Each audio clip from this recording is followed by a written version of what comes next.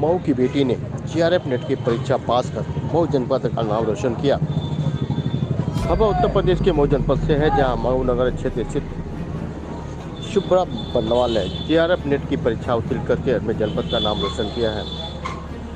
शुभ्रा बर्नवाल की सफलता की खबर मिलते ही जिले के कला शिक्षकों एवं छात्रों में खुशी की लहर दौड़ गई है। आपको बताते चले कि शुभ्रा बर्नवाल इसके पूर्व बीएचयू प्रवेश परीक्षा में अखिल भारतीय स्तर पर श्रेष्ठ स्थान प्राप्त करके जिले का नाम रोशन किया था।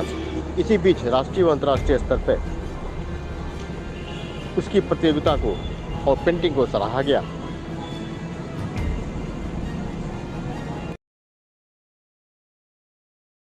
मुझे पीएचडी करनी है, तो उसके लिए एक स्कॉलरशिप निकलती है जो हमें पीएचडी करते समय हमें मदद करती है, मतलब पैसों से। तो वो यूजीसी नेट है, गवर्नमेंट ऑफ इंडिया के द्वारा है, जो एक स्कॉलरशिप निकालता है नेट जेआरएफ करके। तो जेआरएफ जो होता है वो जूनियर रिसर्च फेलोशिप कहते हैं, और नेट जो होता है नेशनल टेस्टिंग एजेंसी, और ये नेट यानी नेशनल एलिजिबिलिटी टेस्ट। तो जब कोई नेट क्वालिफाई करता है तो उसे मतलब पैसे दोनों पे मिलते हैं, लेकिन नेट पे कुछ कम पैसे मिलते हैं और जेआरएफ पे कुछ ज़्यादा पैसे मिलते हैं। और वो नंबर के हिसाब से होता है कि आपने जितने नंबर हमने पाए हैं, और वो कैटेगरी वाइज भी होता है। तो मैंने इस एग्ज़ाम में जेआरएफ क्वालिफाई किया है, तो मैं जब पीएचडी के लिए इनरोल होंगी तो मुझे गवर्नमेंट ऑफ इंडिया से मुझे पैसे मिलेंगे। किस सब्जेक्ट के? किस सब्जेक्ट? Fine arts. हाँ, फाइन आर्ट्स में पेंटिंग सब्जेक्ट से। तो किस तरह से बचपन से ही आपका इसमें रुझान था, या फिर बचपन से पेंटिंग ही किया है, स्कूल से लेके अभी तक, और कुछ भी नहीं पढ़ा है। अच्छा, शौक क्या था? शौक ऐसा कुछ था नहीं, लेकिन बनाते बनाते धीरे धीरे करते करते इंटर तक तो चला। और फिर उसके बाद मम्मी ने बोला कि तुम्हारा इसमें मन लगता है तो तुम आगे इसी से पढ़ाई करो। शिक्षा दीक्षा कहाँ से हुई आपकी? शिक्षा स्कूलिंग कहाँ से हुई, कॉलेज का? स्कूलिंग स्टार्टिंग से मेरी मुन्नी देवी से हुई, जो सरस्वती विद्या मंदिर शिशु मंदिर है, वहाँ से हुआ मेरा 10th तक। उसके बाद 11th 12th सोनी धापा से पढ़ाई करी मैंने। फिर बनारस से बीएफए किया, आईफा के जो खैरागढ़ यूनिवर्सिटी से एफिलेटेड है, और उसके बाद मास्टर्स मैंने बीएचयू से करा। तो किस तरह देखते हैं कि एक जो नई पीढ़ी आ रही है, इसमें जो कलाकार आ रहे हैं, जो उनको किस तरह से मदद मिलेगी, और आप अपने स्तर से क्या उनको सहयोग कर रही हैं?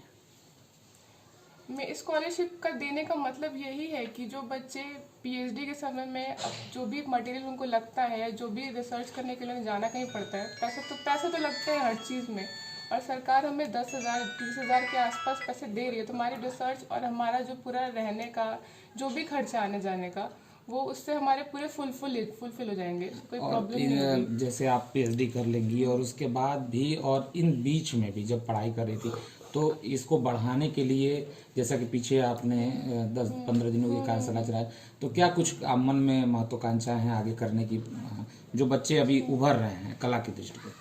अभी जैसे मऊ शहर में 8 बच्चे भी मुझे मिले, ये भी बहुत थे, क्योंकि सभी बच्चों ने बहुत मन से बहुत लगन से काम किया। सब बहुत खुश थे, और मुझे भी अच्छा लगा कि मैंने जो सीखा है आज तक 6 सालों में, वो मैं सिखा पा रही हूँ कि नहीं, मुझे आता है कि नहीं, और मैं बच्चों को सिखा पा रही हूँ, बच्चे समझ रहे हैं मेरी बातें। ये मेरी इस तरह मेरा कला जो वो यूटिलाइज हो रहा है। अगर मैं पीएचडी के समय में अगर मुझे ऐसे मौके मिले तो मैं ज़रूर करूँगी। और कि इसको श्रेय देना चाहेंगे इस उपलब्धि का? सबसे अपनी सफलता का श्रेय किसको देंगे? सबसे पहले मेरी मम्मी को, क्योंकि वो नहीं होती तो शायद हम कुछ नहीं कर रहे होते, क्योंकि वही सब कुछ बोली कि तुम आगे बढ़ो, ये करो, जो भी करना है करने को बोली। और लड़कियों को क्या संदेश देना चाहेंगे? और लड़कियों के लिए यही है कि अगर आपका इंटरेस्ट है तो आप पढ़ाई करिए, आप आगे बढ़िए, क्योंकि अगर कोई अच्छा पढ़ने में है तो उसको सपोर्ट मिलता है किसी न किसी तरीके से। अगर नहीं भी मिल रहा है तो अगर उसके अंदर है लगन, तो वो कुछ ना कुछ करके अपना कुछ ना कुछ कर लेता है बच्चा। क्योंकि वो पीछे बहुत कम बच्चे होते हैं जो रह जाते हैं। तो बहुत खुशी है, और मैं सोनी धापा बालिका इंटर कॉलेज में प्रवक्ता पद पर 90 से काम कर रही हूँ, और एक स्टूडेंट तो मेरी कृष्णा है, दूसरी इनकी बेटी शुभ्रा बर्नवाल। तो मैं अपने को बहुत ही गर्वान्वित करती हूँ कि मतलब जब से मैं विद्यालय में ज्वाइन की हूँ, उस समय से लेकर के आज तक बच्चियाँ जो है कला के क्षेत्र में बहुत आगे बढ़ रही हैं, और बहुत ऊंचाइयों पे जा कर के नाम कमा रही हैं।